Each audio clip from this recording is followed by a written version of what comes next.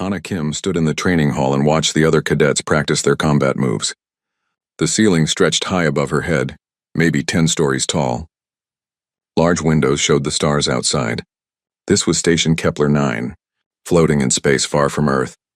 She had been here for 6 months now, and still, the other species looked at her like she was made of glass. A massive creature walked past her.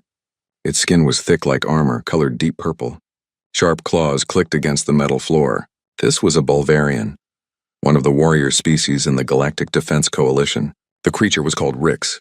He looked down at Hana and made a sound like laughing. "Human," Rix said. His voice was deep and rough. "You should not be here. This is a place for warriors, not for soft things." Hana did not answer. She had learned that saying nothing worked better than arguing. Rix wanted her to react. He wanted her to show fear or anger.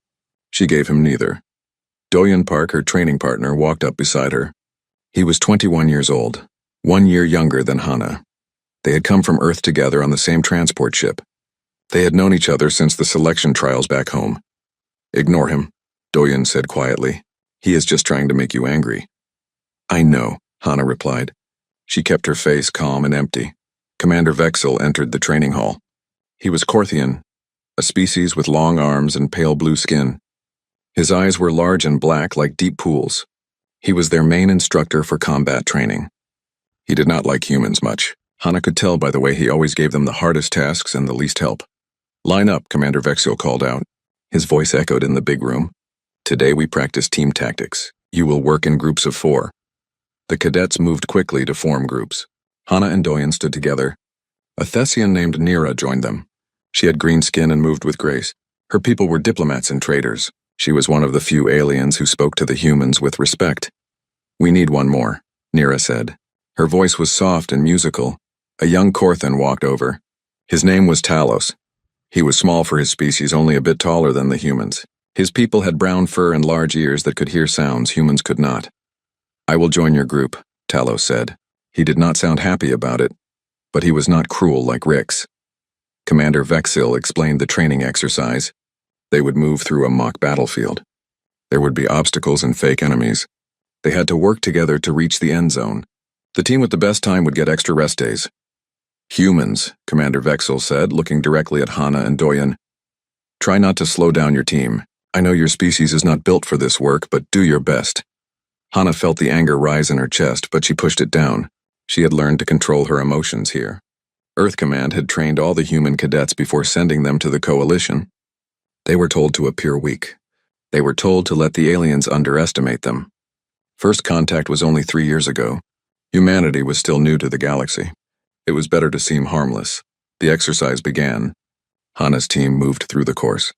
Nira used her natural flexibility to climb obstacles. Talos used his hearing to detect the location of fake enemies before they appeared. Doyen was fast and good at planning. Hana covered their backs and watched for threats they missed. They finished the course in good time. Not the fastest, but better than most teams. Commander Vexil looked surprised but said nothing. Rix's team finished last. The big Bulgarian was angry. His species believed in strength above all else. Coming in last place was shameful to him. He blamed his teammates even though everyone could see it was his fault. He had charged ahead without planning, setting off traps that slowed them down. After the exercise, the cadets went to the dining hall. It was a large room with tables for different species. Some aliens needed different temperatures or air mixtures, so the hall had special sections. Humans could breathe the standard atmosphere, which was lucky. Hana and Doyen sat together. They ate the food that had been prepared for human biology. It did not taste like home food, but it kept them healthy. "Rix is getting worse," Doyen said between bites. "He looks at us with hate now." "He hates that we are not afraid of him," Hana said.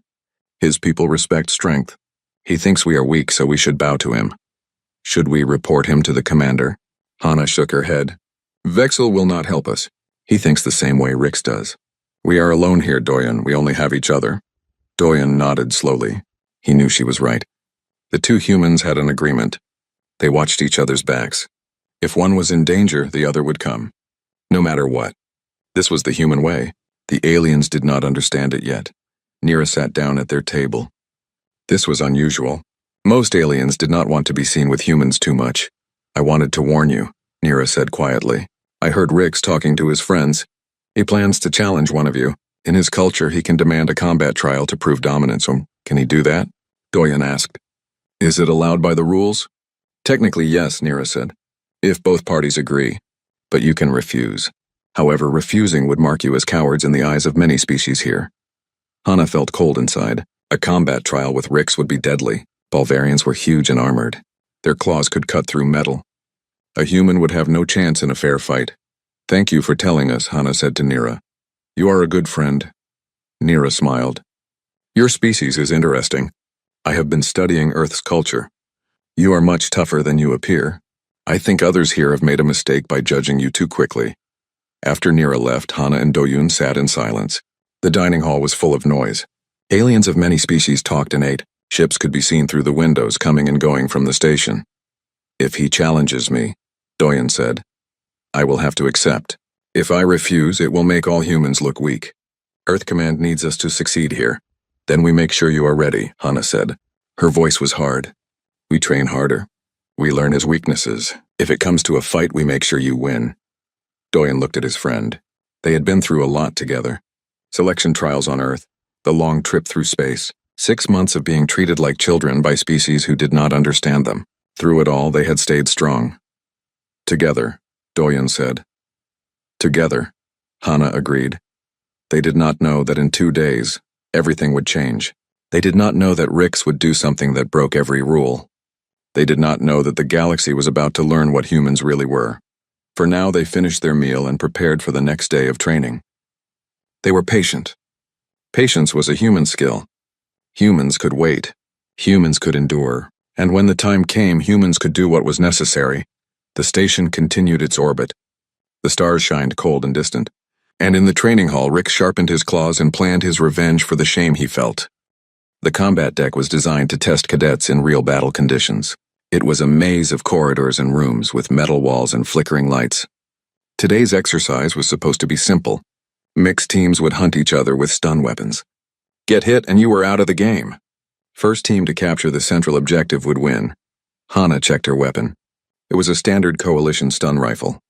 Heavy, but she had learned to handle it. The weapon fired blue bolts of energy that would knock out most species for about 10 minutes. Humans went down for maybe 5 minutes. Their biology was different. Stay sharp, Doyen said to her. They were on opposite teams today. Commander Vexel had split them up on purpose. He said they relied on each other too much. He wanted them to learn to work with other species. You too, Hana said. Watch your corners. The teams separated into different starting zones. Hana was with Nira and 2 others she did not know well. Doyen's team had Talos and 2 Korthan warriors, and Rix. The big Bulvarian had been placed on Doyen's team. Hana did not like this. She had a bad feeling in her stomach. But the exercise had to happen. She pushed her worry down and focused. The lights changed from red to green. The exercise began. Hana's team moved through the corridors carefully. Nira was good at sensing vibrations through the floor. She could tell when other teams were near. They avoided 2 ambushes and made it close to the objective. Then Hana heard something that made her freeze. It was the sound of weapons fire, but wrong. Stun rifles made a soft humming sound when they fired. This sound was sharp and loud, like real ammunition. Did you hear that? She asked Nira. Hear what? Nira replied. Her species heard different frequencies than humans. Hana's heart started beating faster. Something was wrong. The sound came from the section where Doyen's team should be. She knew Doyen's route. They had studied the deck layout together last night. I need to check something, Hana said. Keep going to the objective. We should stay together, Nira said, but Hana was already moving. She ran through the corridors following the sound. Her training kicked in. She moved quietly despite her speed. Her weapon was up and ready. In another section of the combat deck, Doyen was in trouble. His team had split up to cover more ground. He was alone in a corridor junction when Rix and his 2 Bulvarian friends appeared. Hello, human, Rix said. His voice was full of hate. You made me look weak in training. You made me come last. Now I will teach you the price of shaming a Bulvarian warrior. The exercise is not about revenge, Doyen said calmly. We are supposed to be training together. Training? Rix laughed. It was an ugly sound. I am teaching you that humans do not belong here. Teaching you that weak species should stay on their soft planets. Doyen noticed something that made his blood run cold. Rix's weapon was different. The color was wrong. Instead of the blue glow of a stun rifle, it had the red glow of live ammunition. Your weapon, Doyen said. That is against the rules. Change it back to stun mode. No, Rick said. I changed it in the armory before we started. I want you to understand real fear. I want you to know what combat truly is. Doyen started backing away. He needed to get to cover. He needed to call for help. But Rick's was faster than he looked. The big alien charged forward, his claws scraping the metal floor. Run, little human, Rick's laughed. Run like the prey you are. Doyen turned and ran. He spoke into his comm unit. Command, this is Cadet Park. Emergency. Rick's has live ammunition. Requesting immediate. The shot hit him in the back. The impact threw Doyen forward. He hit the ground hard. Pain exploded through his chest. He could not breathe. His hands touched his chest and came away red with blood. Human blood. His blood. Rick's walked closer. You see? You are weak. Your species is weak. You break so easily. Another shot hit Doyen, then another. His vision started to go dark. He could hear alarms now. The medical sensors had detected lethal wounds. Help was coming. But Doyen knew it was too late. He had seen enough death to know. He was dying. His last thought was of Hana. He hoped she would be safe. He hoped she would not do anything stupid to avenge him. In the control room, chaos erupted. The monitors showed Doyen's vital signs dropping. They showed Rick standing over the fallen human with a weapon that should not have had live rounds. Lock down the combat deck, Commander Vexel shouted. Get medical teams in there now. How did he get live ammunition? But the technicians were staring at another screen. They were watching Hana Kim. Her vital signs were changing. Her heart rate was increasing rapidly. Her body temperature was rising. Chemicals were flooding her bloodstream. Adrenaline, cortisol, things the aliens had never seen in these quantities. What is happening to her? A technician asked. I do not know, Vexel said. But she is moving toward Rick's position. Hana had heard the shots. She had heard the medical alarm. She knew what it meant. She started running. Not the careful tactical movement from before. Full speed. Her boots pounded against the metal floor. Her weapon was in her hands, but she was not thinking about using it. She was thinking about Doyen. Her friend. Her partner. The person who had her back for 6 months in this place where everyone treated them like garbage. The person from home. The last piece of earth she had here. She turned a corner and saw him. Doyen was on the ground. Blood was spreading around him. Too much blood. His eyes were closed. He was not moving. Rick stood over him. The Bulgarian was laughing with his two friends. They thought this was funny.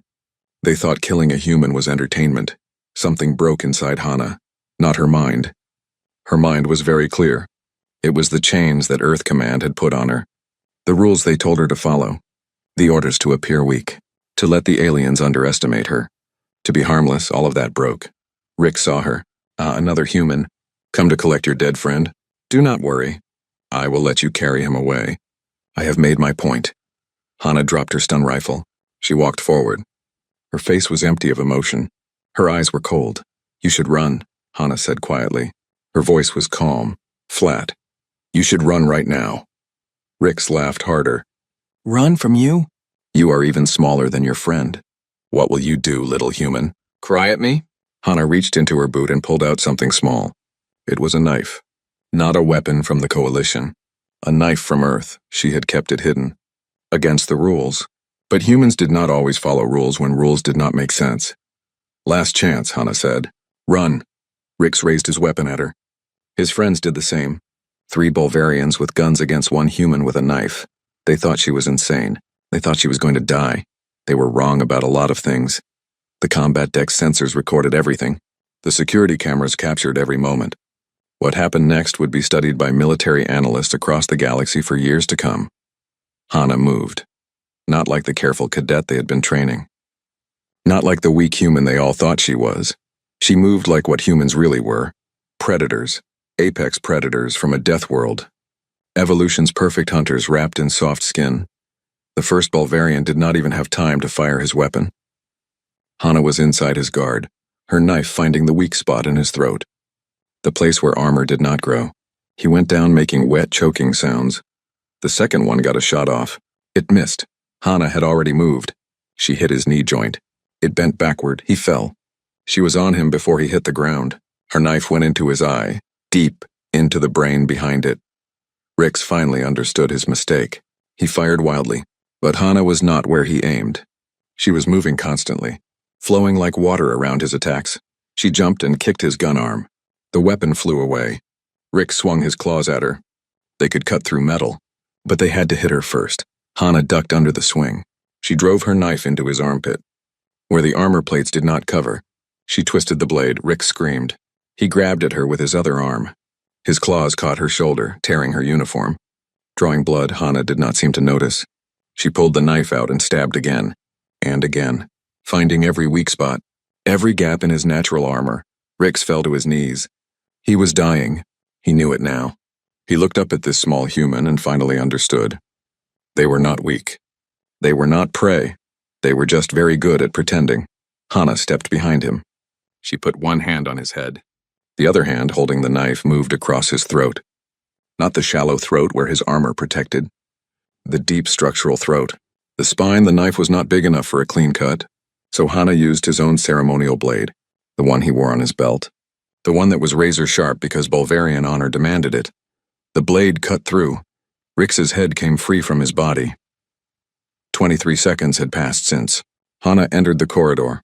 In the control room, everyone was silent. They stared at the screens in horror. Hana picked up the head. She started walking toward the exit, toward where the security teams would be waiting, toward where Commander Vexil would be. She was covered in purple Bulgarian blood. It dripped from her hair. It soaked her uniform. She carried Rix's head by its cranial ridge, and she walked like she had all the time in the world. The security footage would be analyzed 1,000 times after that day. Frame by frame, second by second, military experts from 24 species would study it. They would try to understand what they saw. They would try to explain how it was possible. At 0 seconds, Hana Kim entered the corridor. The timestamp on the video was clear. Her face showed no expression. Her body was relaxed. She walked with steady steps toward 3 Bulgarian warriors who stood over a fallen human. Rix was in the middle. His 2 friends flanked him. All 3 were larger than Hana, much larger. A Bulgarian warrior stood 8 feet tall on average. Their bodies were covered in natural armor plates. Their claws could tear through steel. Their strength was legendary across the galaxy. Hana Kim was 5 feet and 6 inches tall. She weighed 130 pounds. By every logical measure, she should have died in the next few seconds. At 2 seconds, she dropped her stun rifle. The weapon clattered on the floor. Rix and his friends looked at each other. They were confused. Was the human surrendering? Was she accepting her death? At 3 seconds, Hana spoke. The audio was clear on the recording.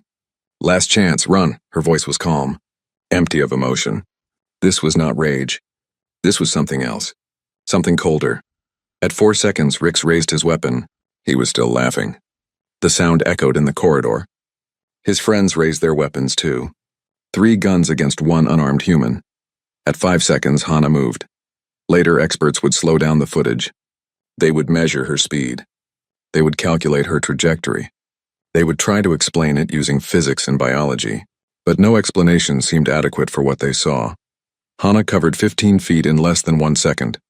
She was not just running, she was flowing. Every movement had purpose, no wasted energy. No hesitation. At 6 seconds, she reached the first Bulgarian, the one on Rix's left. Her hand moved faster than the camera could properly track. Something flashed. The knife from her boot, it went into the Bulgarian's throat. The Bulgarian had thick skin. Armor plating covered most of his body. But every species had weak points, joints, eyes, throats, places where armor could not grow without restricting movement. Hana found these places. At 7 seconds, the first Bulgarian fell. He clutched his throat. Purple blood sprayed between his fingers. His weapon dropped. He made sounds like he was drowning, because he was. Drowning in his own blood. At 8 seconds, the second Bulgarian fired his weapon. The shot lit up the corridor. But Hana was not there anymore. She had moved. The shot hit the wall behind where she had been. At 9 seconds, Hana hit the second Bulgarian's knee. She kicked it from the side. The joint was not designed to bend that direction. It broke with a sound like cracking wood. The Bulgarian screamed and fell. At 10 seconds, Hana was on top of the falling Bulgarian. Her knife moved again, this time to his eye. The blade went in deep. Through the eye, through the socket, into the brain. At 11 seconds, the second Bulgarian stopped moving. He was dead before he hit the ground. At 12 seconds, Rix finally understood. His face changed. The laughter stopped. Fear appeared in his eyes, real fear. He tried to aim his weapon at Hana. At 13 seconds, Hana was already moving. She ran straight at Rix. He fired. The shot went wide. She was too fast, too unpredictable. At 14 seconds, Hana jumped. She kicked the weapon from Rix's hand. The gun flew across the corridor and clattered against the wall. At 15 seconds, Rix swung his claws at her. They were like knives. They could cut through armor. They could tear through metal doors. But they needed to connect. They needed to hit. At 16 seconds, Hana ducked under the swing. She was inside his reach now. Too close for his claws to be effective. Her knife found his armpit, where the armor plates separated to allow arm movement. The blade went in deep.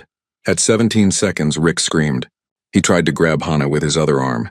His claws caught her shoulder. They tore through her uniform. They cut into her skin. Human blood mixed with Bulgarian blood. But Hana did not stop. She did not even slow down. Pain was something her mind registered and then ignored. Later medical staff would be amazed. The wound on her shoulder should have been disabling. But Hana fought like she did not feel it. At 18 seconds, Hana pulled her knife out of Rix's armpit. She stabbed again, this time into his side, between the armor plates that protected his ribs. The blade went into his lung. At 19 seconds, she stabbed a third time. Into his other side, into his other lung. Rix fell to his knees. He could not breathe. His lungs were filling with blood. At 20 seconds, Hana stepped behind Rix. She grabbed his head with one hand. Her knife went to his throat. But the knife was small. It was designed for utility, not for cutting through the thick muscles and spine of a Bulgarian warrior. At 21 seconds, Hana saw Rix's ceremonial blade. It hung on his belt. Bulgarian warriors carried these blades as symbols of honor. They kept them razor sharp. It was tradition. It was pride. At 22 seconds, Hana took Rix's own blade. She held it in her hand. It was heavier than her knife. Perfectly balanced. Made for cutting. At 23 seconds, Hana cut through Rix's neck. One smooth motion. The blade went through muscle, through spine, through everything. Rix's head came free from his body. The timestamp stopped there. 23 seconds from entry to finish. In the control room, nobody spoke. They stared at the screens. Commander Vexel's face had turned pale. His species did not show emotion easily, but now his face showed horror. "What is she?" a technician whispered. "She is human," Vexel said quietly. "We thought we knew what that meant. We were wrong." On the monitors, they watched Hana pick up Rix's head. She held it by the cranial ridge. The head was heavy, 20 pounds at least. She carried it like it weighed nothing. Medical alarms were still screaming. Doyen's vitals were almost flat. The medical team was moving through the corridors toward his position. But they had to be careful. They did not know if Hana would attack them too. "Send in security," someone said. "She killed 3 cadets. She needs to be contained. Are you volunteering to contain her?" Vexel asked. Nobody answered. Hana walked toward the exit door. The cameras followed her progress. Purple blood dripped from her clothes, from her hair, from the head she carried. Her own blood dripped from her shoulder wound. She left a trail behind her. Security teams gathered at the exit. 20 soldiers. Multiple species. All armed with stun weapons. Some had lethal weapons too, just in case. The door opened. Hana walked out. The security teams raised their weapons. 20 guns pointed at one blood-covered human. "Drop the head," the security captain said. He was Korthian like Commander Vexel. His voice was loud, commanding. "Drop it now and get on the ground." Hana looked at him. Her eyes were empty, cold, like looking into deep space. She did not drop the head. She did not get on the ground. She walked forward. The security captain stepped back. He could not help it. Something primal inside him said to move away from this creature. Every instinct said she was dangerous. More dangerous than anything he had faced before. "I said drop it," the captain said again, but his voice was not as strong now. "No," Hana said. Her voice was quiet, calm. "I am taking this to Commander Vexel. You can shoot me if you want, but I will keep walking until you do." The captain looked at his soldiers. They looked back at him. Nobody wanted to shoot. Not because they felt mercy, because they were afraid. Afraid that even wounded, even stunned, she might reach them before she went down. Afraid of what a human could do in 1 or 2 seconds. "Let her through." Commander Vexel's voice came through the comm system. "All teams, let her through. Do not engage." The security teams parted. They made a path. Hana walked between them. Purple blood dripped on the clean floor. She left footprints. She carried her burden. Behind her, in the combat deck, medical teams finally reached Doyen. They found him in a pool of blood. His heart had stopped. His lungs had collapsed. He had been clinically dead for 90 seconds, but humans were hard to kill. Harder than the coalition species knew. The medical team started emergency procedures. Human procedures, different from what they used on other species. Humans could come back from death if you were fast enough, if you knew what to do. They shocked Doyen's heart. Once, twice, 3 times. They pumped his chest. They breathed air into his lungs. They injected chemicals that forced his body to fight for life. On the monitors, Doyen's vital signs flickered. Weak, unstable, but present. He is alive, the medical chief reported. Barely. We need to get him to surgery now. Commander Vexel heard this. Relief flooded through him. If the human died, there would be war. Earth would demand justice. And after seeing what one human could do in 23 seconds, Vexel did not want to face what all humans could do. Hana walked through the corridors of Station Kepler 9. People moved out of her way. Aliens of every species. They pressed themselves against walls. They watched her pass with wide eyes. She reached the command center. The door opened. Commander Vexel stood inside. He looked at her. At the blood. At the head she carried. At the cold emptiness in her eyes, Hana walked up to him. She stopped 3 feet away. She dropped Rix's head at his feet. It rolled slightly. It stopped with the face looking up. The expression frozen. Surprise, fear. Understanding that came too late. You let him murder my friend, Hana said. Her voice was still calm. Still. The emergency tribunal was called 6 hours after the incident. Representatives from 15 different species gathered in the main council chamber of Station Kepler 9. They sat in a circle around a central platform. The lights were bright. Everything would be recorded.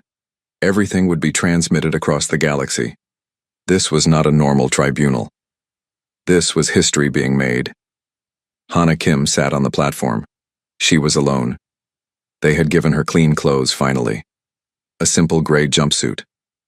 Her shoulder wound had been treated and bandaged. She had been allowed to shower. The blood was gone from her skin and hair, but everyone in the room could still see it. The blood, the violence, the 23 seconds that changed everything. Commander Vexel sat in the circle. He looked tired. He had not slept since the incident. He had been answering questions from his superiors for hours. His career was over. He knew it. But that was the least of his worries now.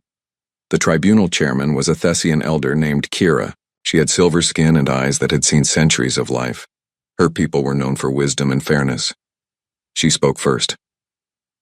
We are here to determine what happened in Training Sector 7, Kira said. 3 cadets are dead. 1 cadet nearly died. We must understand the truth. She turned to Hana.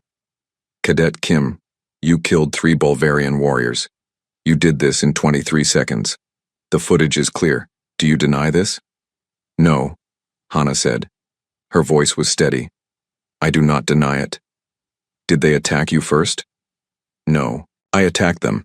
Murmurs went through the council. Several representatives looked shocked. Self-defense was one thing, first strike was another. Why did you attack them? Kira asked. Because they murdered my friend, Hana said. Because Rix changed his weapon to live ammunition. Because he executed Doyen during what was supposed to be a training exercise. Because Commander Vexil failed to maintain safety protocols. All eyes turned to Vexil. He stood slowly. I take full responsibility, Vexil said. We check weapons before exercises, but Rix must have switched his weapon after the check. Or he modified it somehow, I do not know. But it happened under my watch. Show us the footage, Kira said. The screens lit up around the chamber. They showed the combat deck. They showed Doyen running. They showed Rix raising his weapon. The red glow that should have been blue. The shots that should have stunned but instead killed. They showed Doyen falling, the blood, the medical alarms, the vital signs dropping to nothing. Then they showed Hana. They showed the 23 seconds. Every moment, every movement, every death she delivered. When the footage ended, the chamber was silent. Some of the representatives looked ill. Violence was not unknown in the galaxy, but this kind of violence, this efficient, brutal, purposeful violence, this was different. You moved with military precision, said a representative from the Korthan Empire. That was not random combat. That was training, elite training. Yes, Hana said. Earth prepared us before sending us to the coalition. Prepared you for what? The Korthan asked. For peace or for war? For survival, Hana answered. We knew we would be underestimated.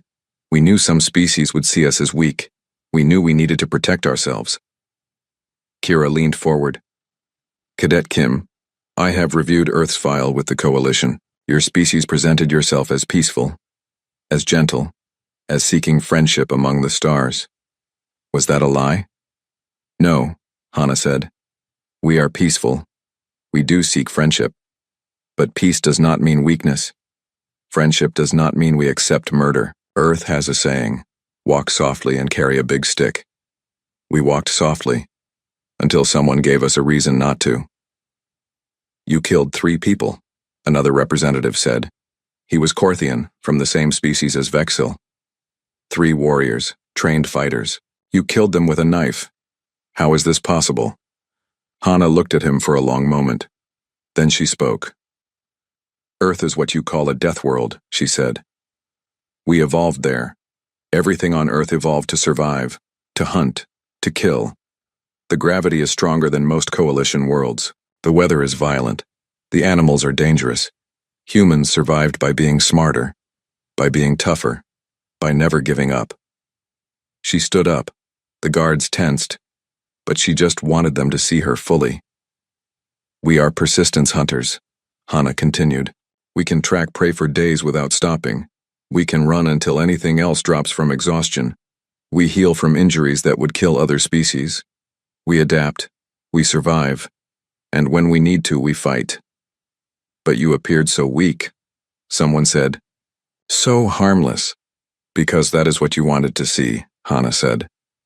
You saw our small size, our soft skin. You did not see what was underneath. You did not see millions of years of evolution. You did not see the weapons we built, the wars we fought, the training we developed. She sat back down.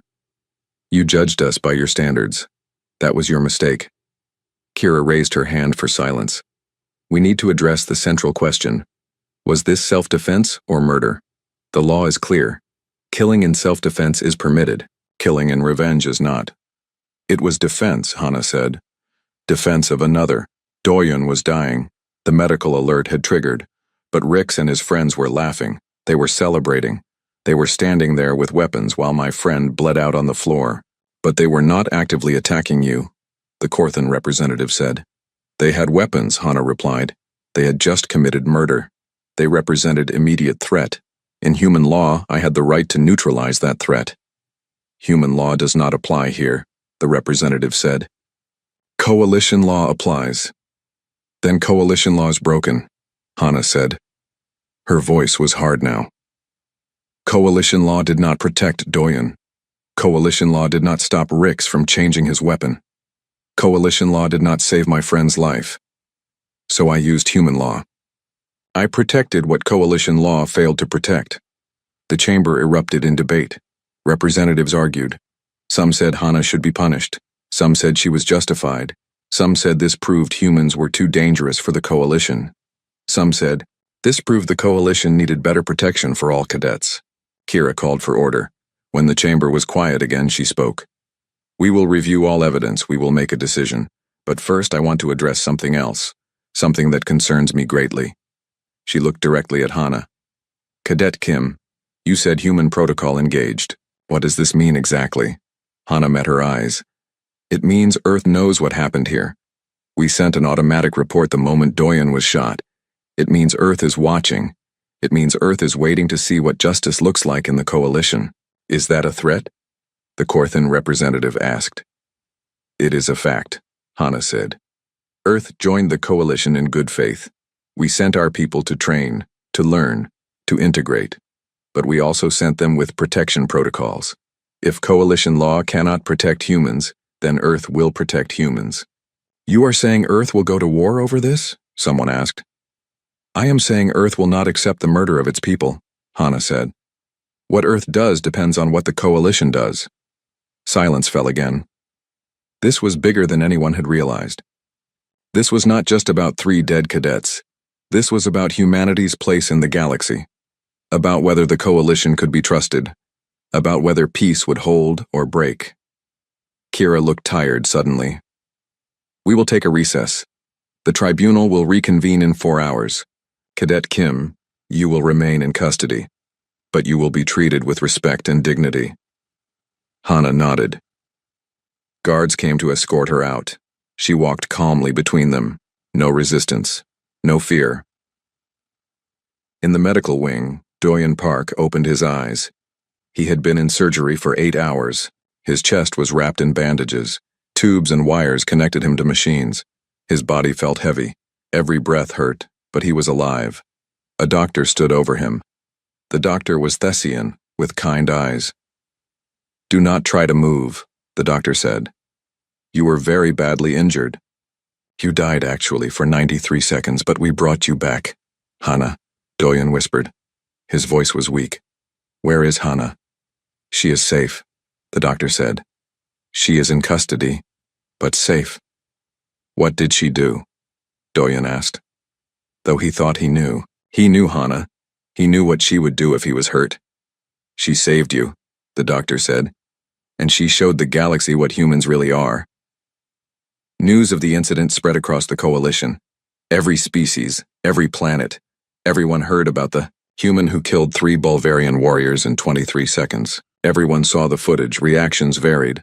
Some species were horrified, some were impressed, some were afraid. Some were angry that humans had hidden their true nature. On Earth, the government issued a statement. It was short, direct.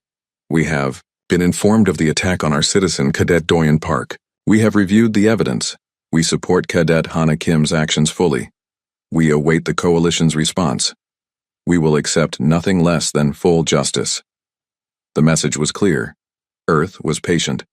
But Earth was also ready. If the coalition failed, Earth would act. In her cell, Hana sat on the bench and thought about home. She thought about Earth, blue skies, green forests, oceans that stretched to the horizon. She had not seen these things in 6 months.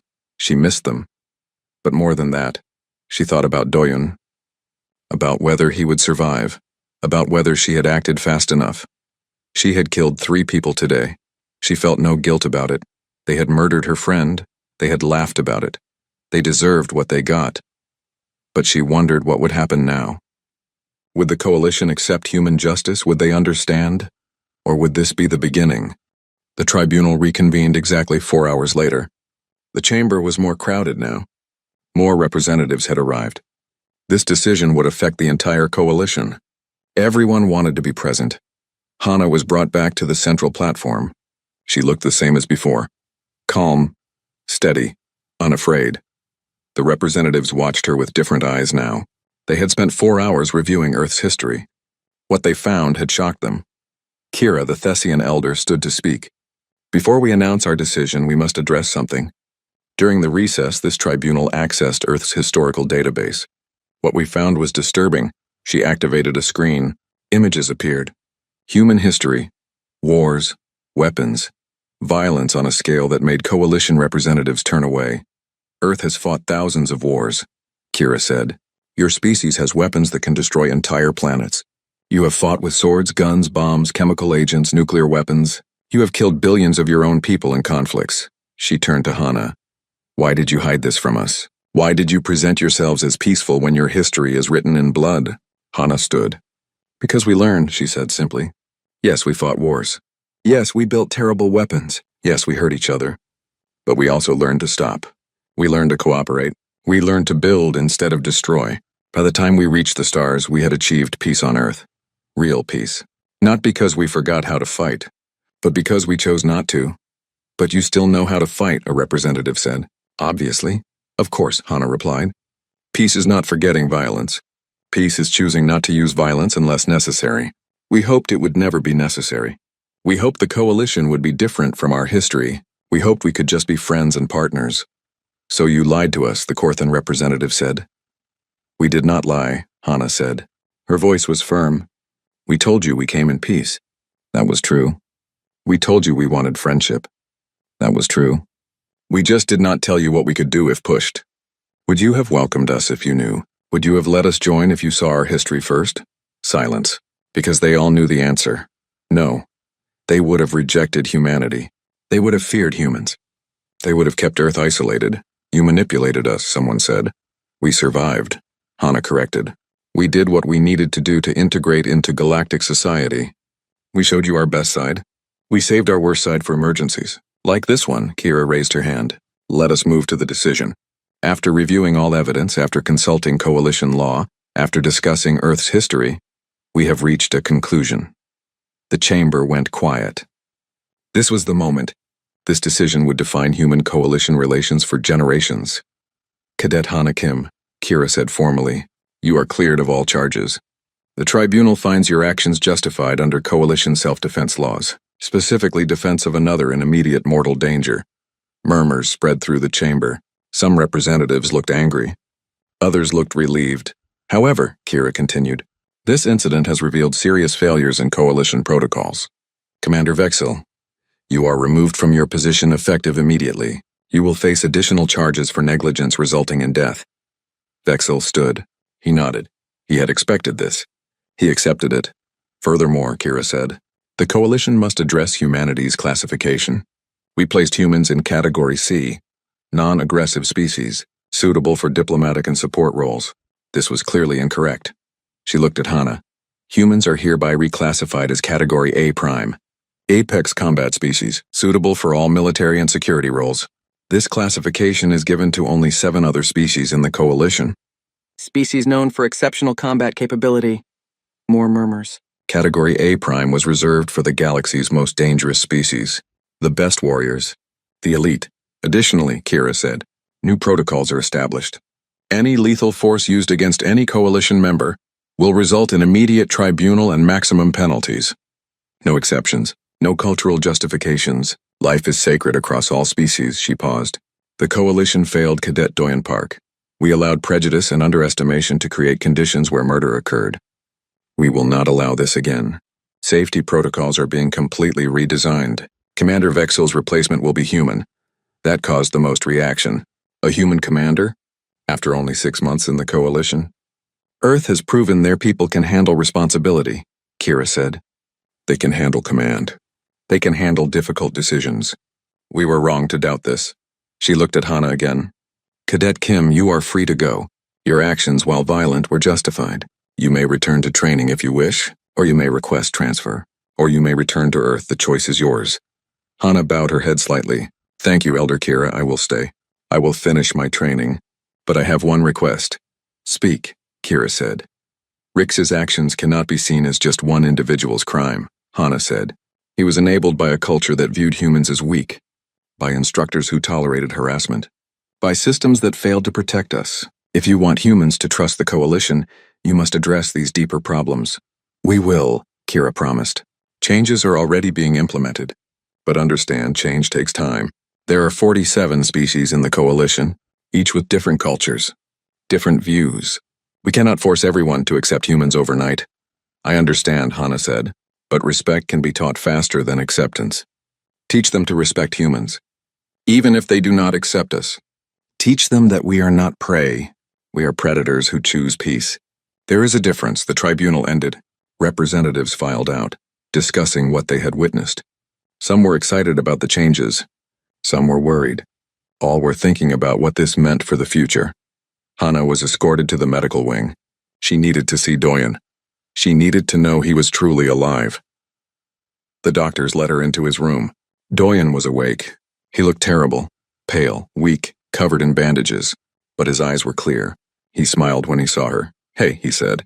His voice was rough. Hey, Hana replied. She sat in the chair beside his bed. She wanted to hug him but was afraid of hurting him. I heard what you did, Doyen said. Everyone heard. They are calling you the Human Storm, the Wraith, the Death in 23 Seconds. Hana grimaced. I hate those names. Too bad, Doyen said. You are famous now. You showed the galaxy what we are. I just did what needed to be done, Hana said quietly. You would have done the same for me. Yes, Doyen agreed. But I probably would have taken longer than 23 seconds. They both smiled. It was a weak joke, but it felt good to joke, to feel normal for a moment. How long until you recover? Hana asked. Doctors say 3 weeks, Doyeon replied. Maybe 4. They say I am healing faster than expected. Human resilience, they called it. Good, Hana said. Because I am not doing the rest of this training without my partner. I would not miss it, Doyeon said. We are making history here. First humans in the coalition. First humans to show we are not to be messed with. First humans to achieve Category A' classification. First humans to make everyone nervous, Hana added.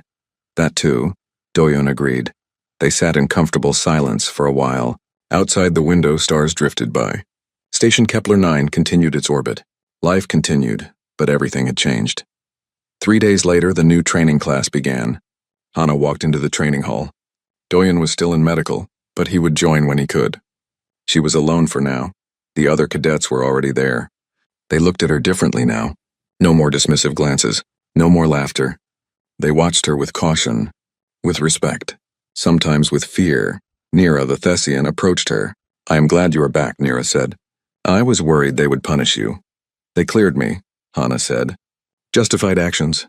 I saw the footage, Nira said quietly. I still cannot believe what I saw. How did you move like that? Training, Hana said. And necessity. When someone you care about is dying, you find capabilities you did not know you had. A new instructor entered the hall. She was human. Captain Minji Cho from Earth's Special Forces. She had been sent to replace Commander Vexil. She was small like most humans.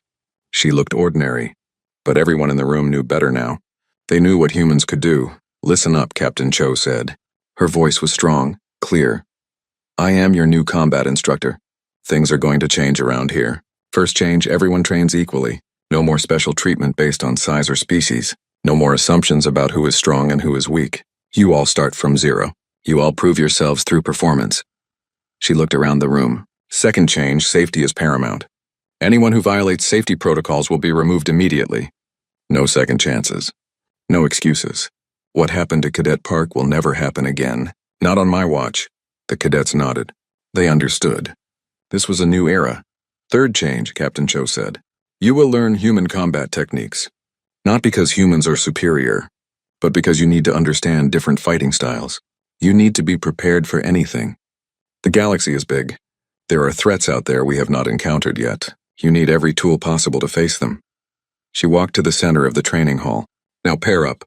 We start with basics. Hand-to-hand combat. No weapons, no powers. Just skill and determination. Let us see what you are made of.